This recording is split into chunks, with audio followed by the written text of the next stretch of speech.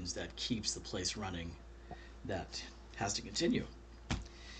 All right, so today's koan, I think, um, so we're a little bit out of order. Last week I had to go back and catch number 32 because I missed that 2 weeks ago, and already did 33 out of order. So now we're back on track. This is case 34 of the Moomin Khan. Knowing is not the way. So the main case is Nansen said, mind is not Buddha. Knowing is not the way. So this is another of this classification of koans that talks about mind and practice, mind and Buddha. So, and Nansen is, the famous Nansen of Nansen's cat, appears many times. Very prominent teacher. This is still 8th century, 9th century. I think it bridges 8th and 9th century China at this point. So in case 19, Nansen asked by Joshu, what is the way? Nansen replies, ordinary mind is the way. So he says that first. And then Nansen answers, another koan, this is not mind, this is not Buddha. And Baso asked a monk, what is Buddha? And the reply was, no mind, no Buddha. And this one is now saying, the mind is not Buddha, knowing is not the way. So, lots of mind stuff going on in these koans, and necessarily so, because obviously, and I think that it's still true today as it was in the 8th and 9th century, that we think our big brains have all the answers, and we overly rely on them. Not that our brains are bad, not with what they do, but when it comes to how they operate and how they report our experiences, they are always after the fact. They're never in those thoughts, those stories, those stories about the experiences, are never in the moment. They're always after the fact. So those, and the mind is basically I've heard it described as it secretes thoughts. I mean, that's its function. And so the experience is always first.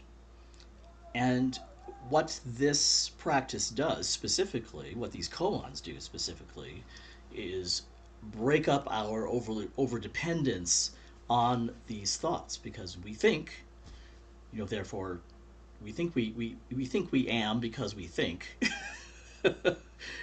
But I think, although Descartes' argument has its merits, it still misses the point.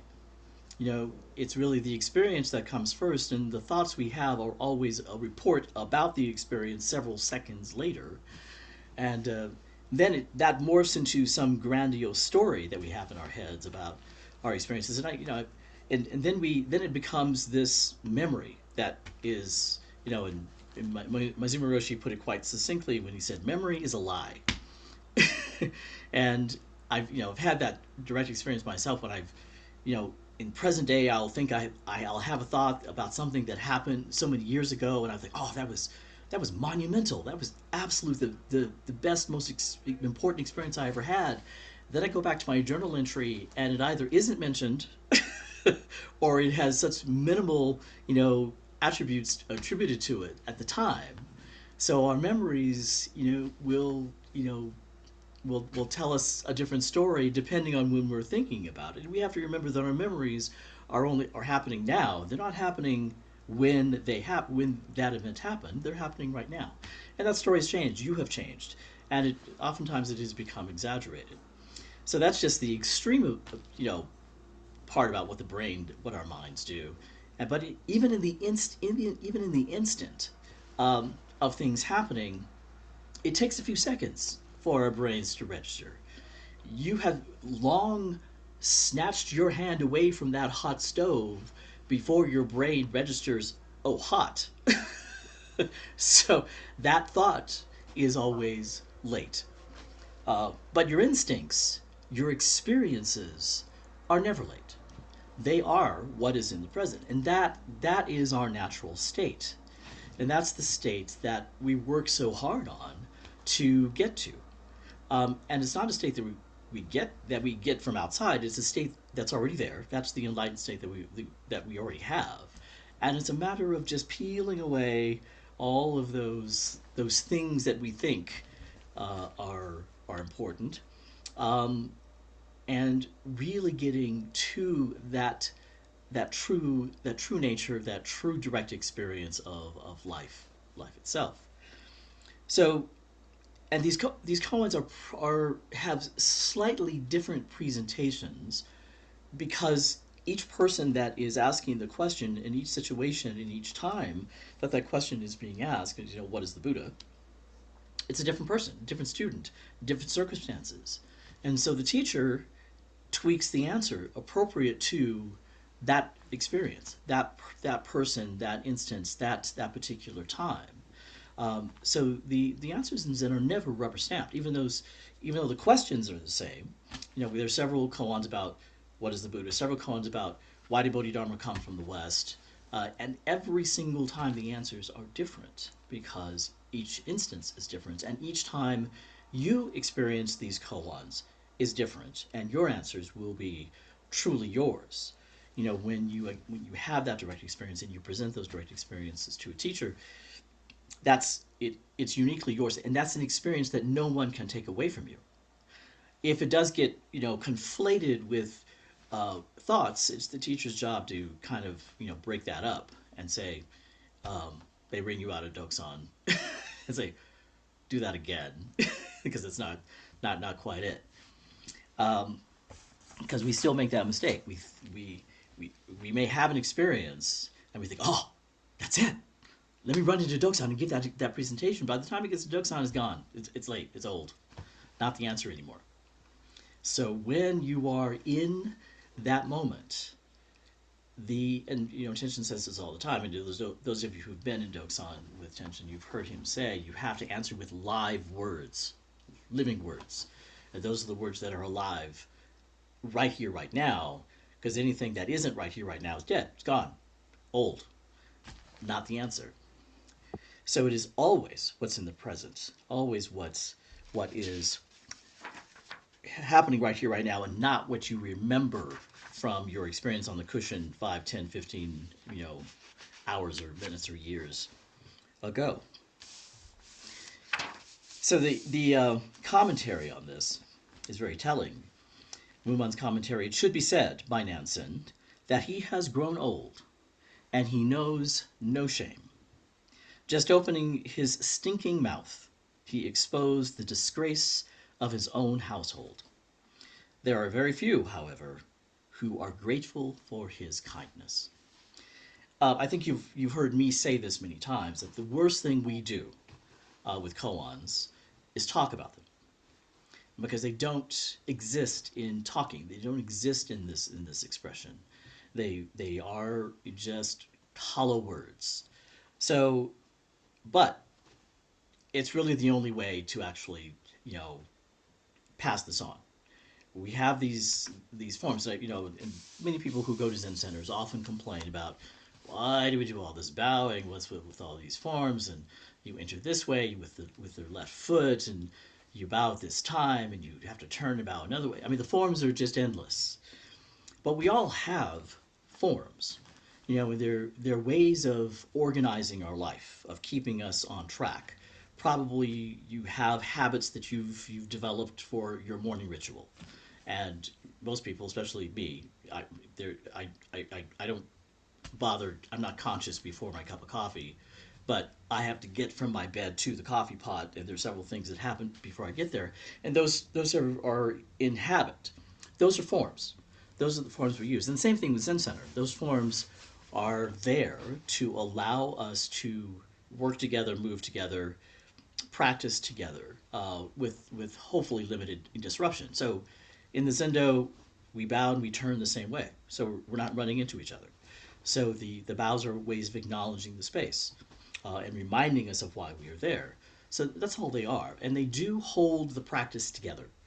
Yes, they're meaningless, because just as everything else is meaningless, But the schools, the Zen schools that got rid of all the forms, and they did exist, and people saw that and said, "Well, why are we doing this? Let's not do it anymore." And they decided to do that.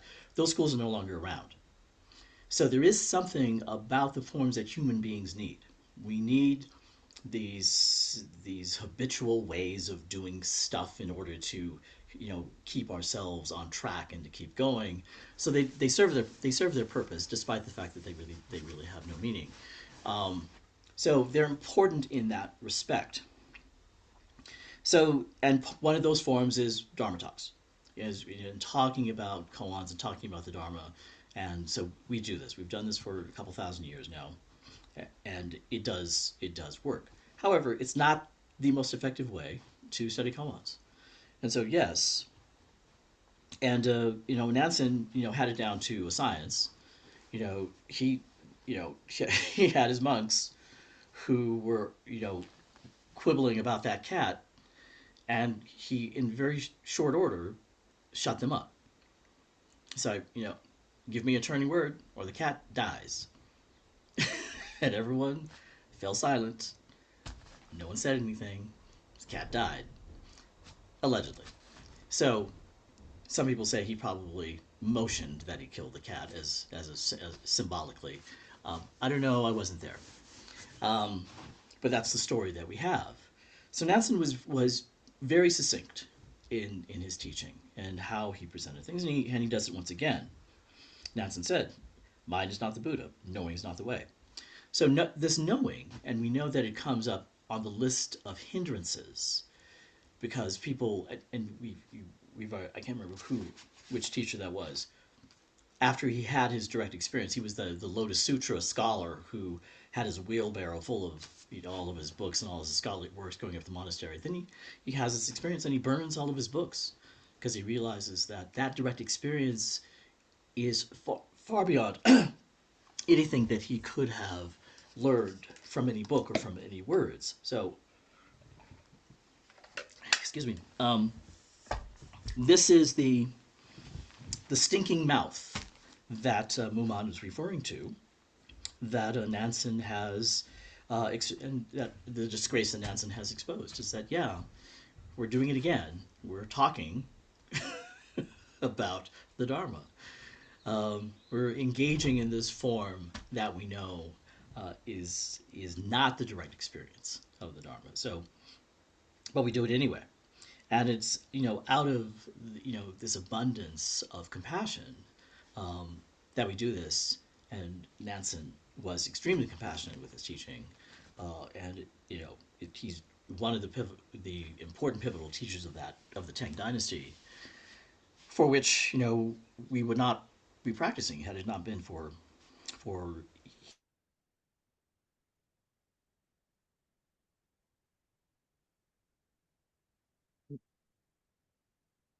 I think it very clearly states the obvious, and the obvious is really what this is all about.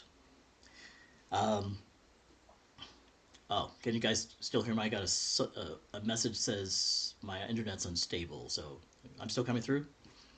Okay, good. um, the verse reads, "When the sky clears, the sun appears.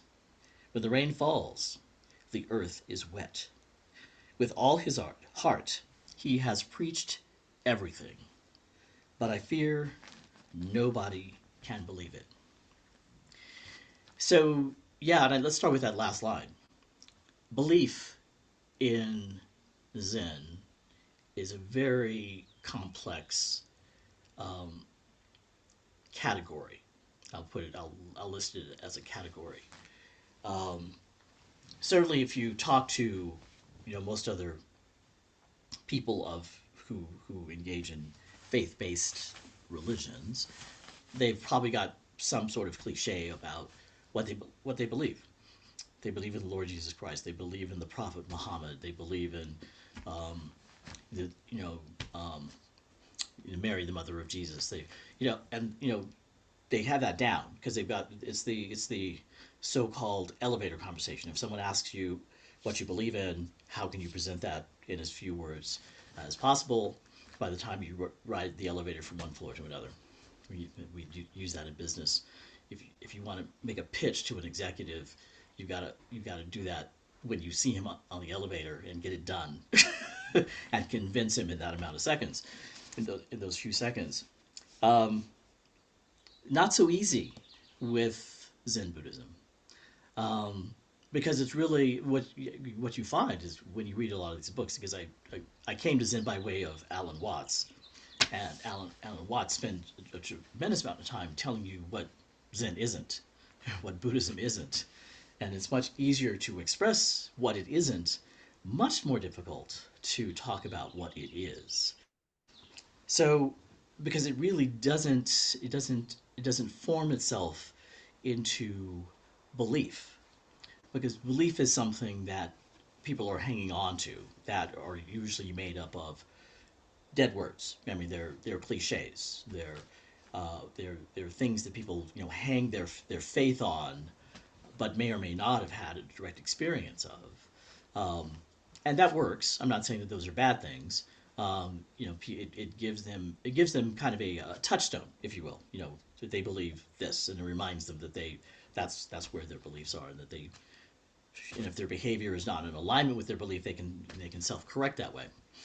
Um, not quite so easy with Zen. Certainly, we've got the precepts. We've got, but those are about rules of how to treat people in general.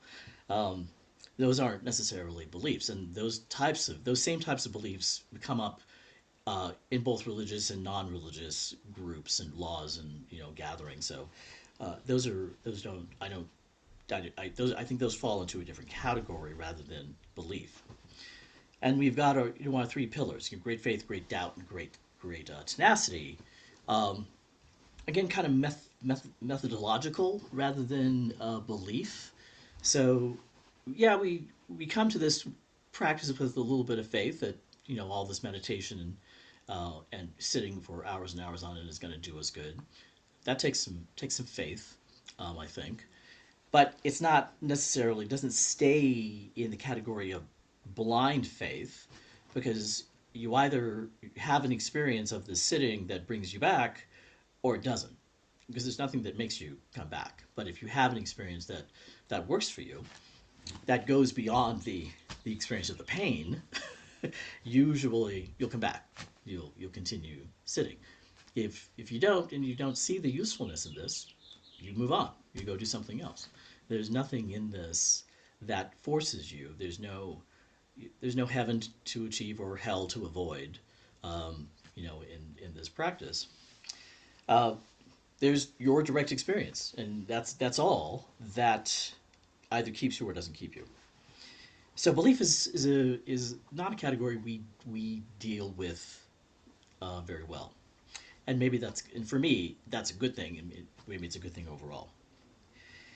Still, going back then to the next line above that in the verse, with all his heart, and the references to Nansen, with all of Nansen's heart, he has preached everything. So in this line, or in any of the lines you read of Nansen, he's given his all. He has presented the Dharma in its absolute completion. There's nothing more left that he has to teach in each one of these moments. And it's complete, absolutely complete in everything he says. Mind is not Buddha, knowing is not the way. If you're stuck in your head and you're stuck on historical knowledge, that's not it. You've got to have this ongoing direct experience of your life every minute of every single day, forever. That's what this is. That's what this practice of all this sitting gets you to. It strips away all of the extra, all the thoughts and the stories and the accoutrement that we add to practice that we think is practice. It's nothing to do with practice. The practice is you really getting real with your life in every moment of every day. And the obvious things, the first two lines: when the sky clears, the sun appears. Um, Got to tell you, it was glorious to wake up here at Yokoji. Usually, I hear sirens and sometimes gunshots in my neighborhood when I wake up. Up here, the birds were chirping and singing, and the air is clear. Of course we were up early, and I was up sitting in the Buddha Hall as the sun came up, which was a wonderful experience. And the universe, it comes alive, you know, as I am alive, and that direct experience of just that sitting in the universe just as it is in its all of its perfection is a wonderful way to be. And that doesn't make sitting in the city any different. Because when I would wake up Zen Center, Los Angeles, to sirens and gunshots and what was that, mariachi music that would be playing from the building next door. That too was perfect. That was Los Angeles. That was what was waking up in Koreatown, as in Center Los Angeles. So equally as perfect. But obvious things: when the sky clears, the sun appears. When the rain falls, the earth is wet. So simple and so direct, but we miss it. We cover it up. Uh, we get up in the morning and we turn on NPR or whatever other news source we want to tap into, because it's like, okay, what is the administration up to today? So the we immediately fill our brains with all the garbage of the world. But the earth is perfect. The earth is not dependent on whichever regime is in power at the time in this country or any others. It wakes up, the sun, we've rolled around so the sun is on our side of the earth, and as it has done for billions of years, Hope you and finish that. long before Hope anything you else finish was. that sentence. I'm hearing voice. Is there a question? I heard voices. No. Okay. Okay. So that is the essence of what this is all about. The direct experience of life as it is, without the stories, with before thought, pre-perception. Oops. Did we lose? We lost Koji. I mean, we lost Long Beach. They're coming back on. Maybe that's what I was hearing. It must have frozen up. Are you there, Mark?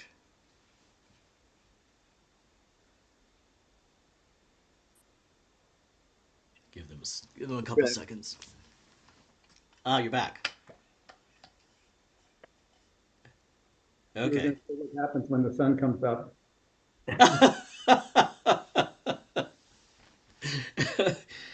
Yes, well, it's technology just as it is. How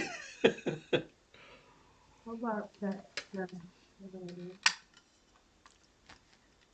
Why, if you can just keep your voice up, sometimes we lose you. Oh, okay.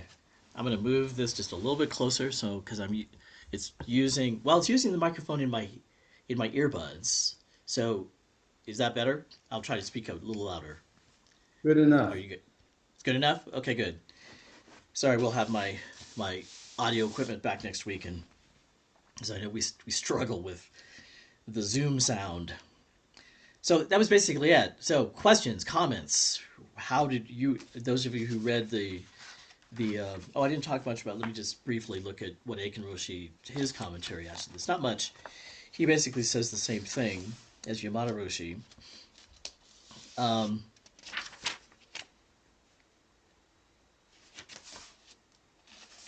but yeah, Aiken Roshi does. There are two things that I underlined in Aiken Roshi. Talks about um, ink. And what he's referring to is people overusing, you know, Zen cliches. And there's a famous story of Maizumi Roshi, because someone came into a Dharma talk of his, and Maizumi Roshi, you know, threw out, so what is your experience? And somebody replied, this, it's just this. And Maizumi Roshi, well, what kind of this is this? So So you can spout off either, and there are tons of wonderful Zen cliches, and maybe they're good touchstones, like people's memorized beliefs. to keep you on track. But are they your direct experience, and are they in your living words? Is really what Maizubu Roshi was getting to. It's like, yeah, you can tell it's just this, or it's just that, or it's perfect just as it is. All those wonderful cliches, meaningless because they've been said, and your experience is not their experience. So, what is your direct experience from your true nature? Really get to that, and he defines the Zen instinct as that Zen that gets overdone, many times, and don't dare try walking into Doksan and spouting off some Zen cliche because the bell will ring in no uncertain terms. And he did, and at the end of Aiken Roshi's commentary, he says something very interesting. So, just to give you a little background, one of the ways that koan study is described is it makes unevenness even, um, which I think what that means is that it brings you in alignment with reality. That's its purpose. It's not a comparative. You're not uneven with something else and even with some uneven with this and even with that. It's this alignment with reality that koan study is to bring. But some people mistake that evenness as being comparative to something else, but it isn't. It really isn't. But and he's quoting the Seiken Hasegawa, the author of the Cave of Poison Grass, remarked in a letter that he said koan practice is self-limiting when it is used as an aesthetic device for the appreciation of symmetry. So, if indeed the goal you've set some goal to become even with something else, you're symmetrical with something else, and that's the device that you've bought into. That's not the point. It loses its power when it does that because truly it is this kind of unique way of accessing your own direct experience, your own true nature. But that true nature is not comparable to anything outside of you because you are all of this nature at the same time. So it's not possible to compare it. So if you're trying to make yourself even with something else, um, that dualism doesn't operate well. With not that dualisms don't operate, they do operate, but they don't. That's not the point. Not the true. Not it doesn't get you to your true nature that way. Not that it can't help you in some way, because certainly plugging yourself into these different scenarios in koans give you an opening of how to deal with different people, and because everybody's different, and these koans just turn the different facets of the indice of the Indra's net and allow you to see the same thing from an infinite number of different ways. uh, that is another way that the koans function, but ultimately it's really getting to that your true nature, which is a true nature that is not separate from anything else in the entire universe. And that direct experience, once that experience is had, there's no one that can take that away from you. Nothing can argue with that. Um, this came up in the dining hall the other day. We were talking about the existence of God. Ralph, I think you were there when we were, and my point was, I don't know, since either side of that argument can't be proved. Why are we talking about it? It just doesn't. It does. It's fun, It's a great argument, but waste of time. Um, all right. Questions, comments. What say you? I have a Yes, Kirk. question. Uh, Two thoughts. One, Please. initially, can the too strict adherence to forms um, restrict your experience or your, Oh, okay? And yeah. I'm thinking more Catholic religion. I mean, there's Mm-hmm. so many forms involved in all. That would be one. And two, I think in general, I mean, you were talking about how language you can never get a direct experience to Zen through language. And I would think that would apply to anything. If I were to ask you to explain or tell me about what an apple is, you can never have a direct experience with that through language. Right. Anyway, Right. no, Absolutely. So to your last point, you're absolutely correct. So there is no way to uh, directly experience anything in life through language because it's always after the fact. And that's what Zen is about life. It's just your everyday experience of life, not not separate from anything else. And the forms, if we often lose, and I realize this happens when, especially when people are just starting practice. They don't, I was very much that way. I don't want to, I live out of shame. I don't want anyone to see me make a mistake. So we we try very hard to do the forms correctly, and we hear any sort of correction about our forms as shaming, and so it's that's when the forms are just too much. If you stay that way, certainly at the beginning, it's natural to want to practice them and get them right. And I stole a sutra book because I wanted to make sure that I was chanting absolutely correctly. Hmm. And when I look back on it, I thought all I had to do was be there and chant, and you pick it up. But I wanted between one week and another, I wanted to come back and chant perfectly, which is, my OCD problem. Uh, so that you can, yes, overdo, and you can get to the point where you think that the forms are what are saving you in and of themselves. And I don't think that's true in Christianity or any other form. If you are, but certainly we have these. I don't know if they still exist. Are those monks who flagellate themselves still around? I think that's kind of an extreme adherence to a form. But there are Buddhists who practice the thousand vows, and they do it on pilgrimage. So they are, as they are going toward a particular pilgrimage site, they do those vows. Uh, it depends on the person. Is how are they using that practice? If they think that that practice itself is what Buddhism is all about, then all is lost. If indeed it is an aid for them that helps them get to that realization, then maybe it can help if that's something they want to do, and they're doing it for that experience, and then they can let it go. But if they've but it's that holding on to that experience that can be, I think, poisonous to a certain extent. So yeah, forms, you've got to take them with a grain of salt. They work for what they do. They don't work in and of themselves. So that separation, when we take the forms and try to separate them from everything else and think that they're the all and be all of everything, that I think that gets dangerous. Does that answer your question, Kurt? Okay, great. I think someone else had a question that started. Yeah, I have a Y- question. Since yes. the 8th and 9th century, other than Nansen, was there a Hansen or a Johansen or a Nielsen? It seems rowing in a Viking longboat would be very meditative. And by the way, they did find a Buddhist statue in one of the Viking burials. Oh, they did. Oh, It's that's in interesting. Oslo, Sweden, in a Yeah. museum.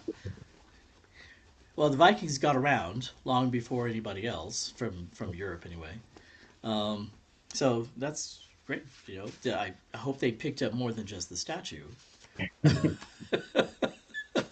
uh, Maybe got some teaching Oh, while they're at it. okay, yeah, Sweden, not Norway. Oh, sorry.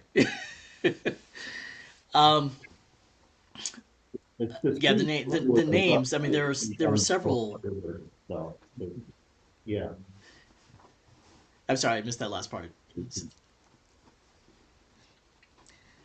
Yeah, I mean, there were several similar names during practice. Nansen was the most famous. I don't. There wasn't a Nielsen. I can't remember the. Baso, Joshu.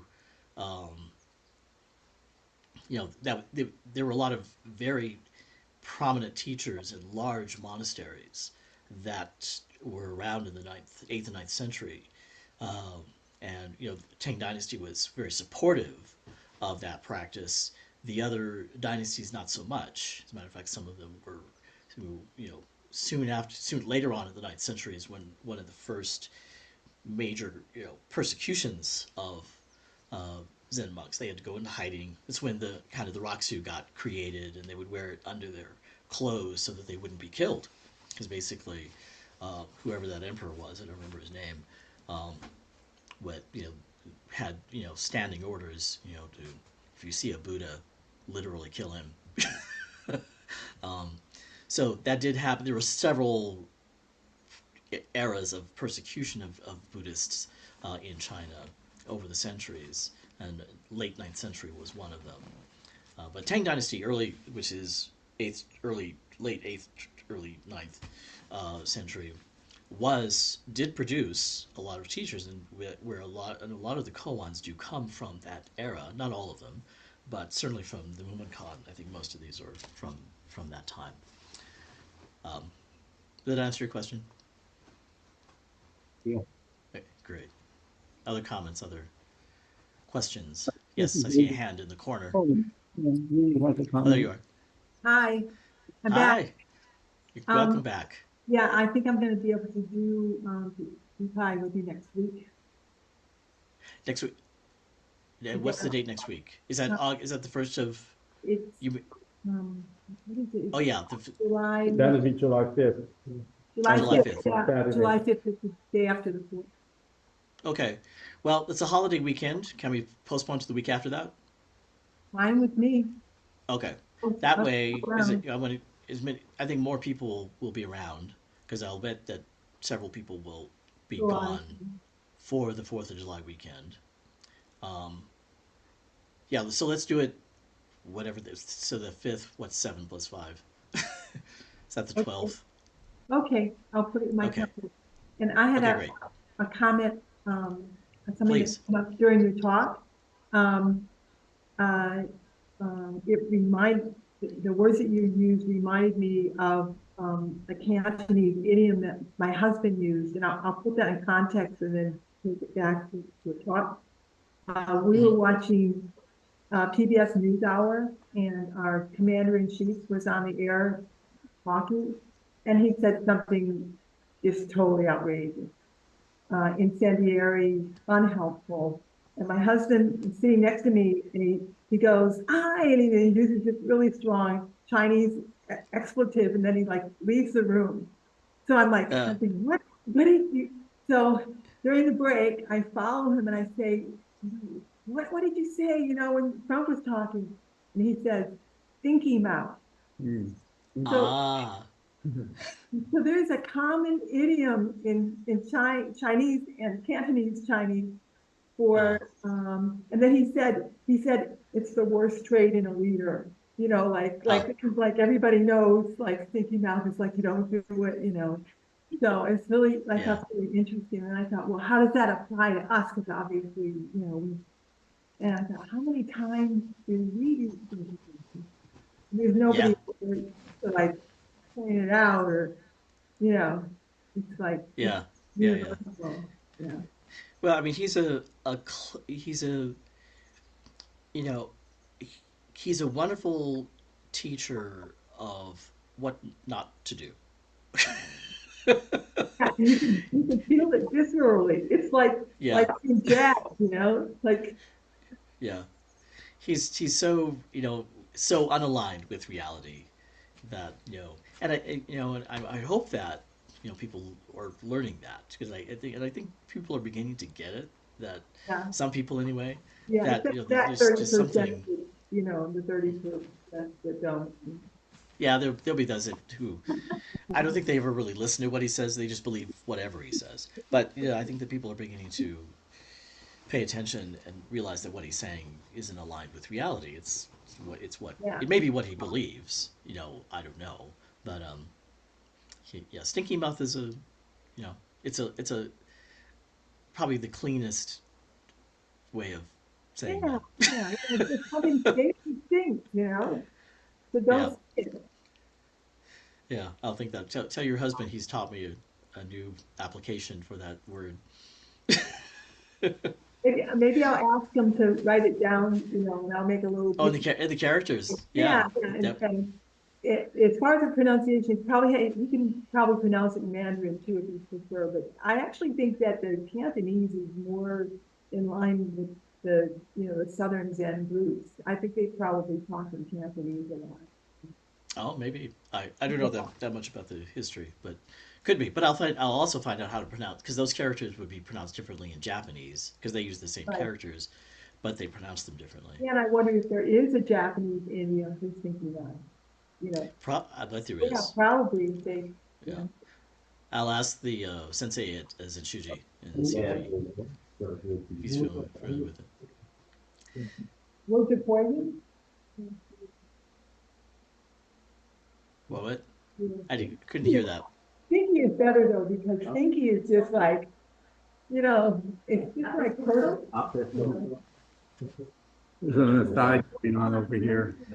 I see. We'll, Okay. we'll bring you back in a minute. All right, sorry, sorry, It's we want. okay. All right. But Any? I don't want to Yeah. add too much to the stench of this household. Um, your talk made me think about like, why didn't Bodhi's Dharma go from the east to the Come from the west west. and become a Greek? And I could go on about that. Or the Ah. fact that Aristophanes had sent a man in the 2nd century BC north of Britain to do some astronomical measurements. So, there's been trade since the Phoenician times. But that's not what I came here to talk about. Dogen, I've been reading a little about him, and he kind of gave me an answer to the problem of faith and belief. He says, you sit in this tradition, and when you're sitting, you're doing exactly what the Buddha would do. Even if my sitting kind of stinks, but just the fact that we're here sitting is a big deal in Zen Buddhism. Yeah. Yeah. I think that's true. I think that's true. I think as long as the definition of sitting doesn't get stuck with the cushion, because zazen, the practice of zazen, is your life. It's your everyday life. If you're stuck in the form of sitting on the cushion, that defeats the purpose. So yeah, certainly sitting to begin with as a form to begin this journey, because it is an ongoing journey, um, is my bias. Like the best way was the best way for me to start, um, but but it is not the end point. Um, when the sitting is not separate from the rest of your life, you are always doing zazen, always doing kinhin, then it it has accomplished its purpose. Um, And he says, when you found your place, why wander in the dust of a foreign land? And if that was like the true criticism, I would never get to see my girlfriend or the great family I have in Europe. But yeah, I think I could take that metaphorically, like you're saying. Once you found your place, stay in your place, no matter where you are. yeah, yeah, and if you are, if this experience of oneness is true for you, there is no dust and there's no land that's foreign. You Yeah, are always at home, no matter where you are, no matter what you're doing. excellent. So That's yeah, even better. right. All right. Any final thoughts before we close?